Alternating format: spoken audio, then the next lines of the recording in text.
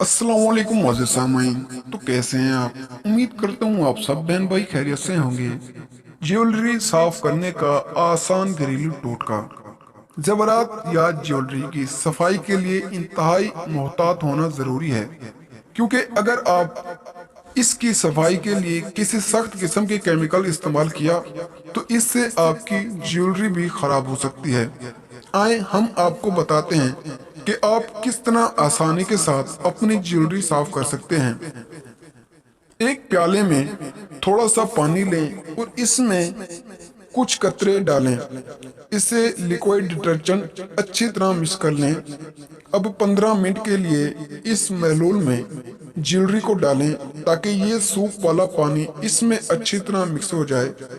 साथ ही एक नरम टूथ ब्रश लें और इसके मदद से आप ज्वेलरी के एक एक हिस्से को अच्छी तरह साफ कर लें। अब ज्वेलरी को हल्के गर्म पानी से धो लें और इसे एक नरम कपड़े की मदद से साफ कर लें।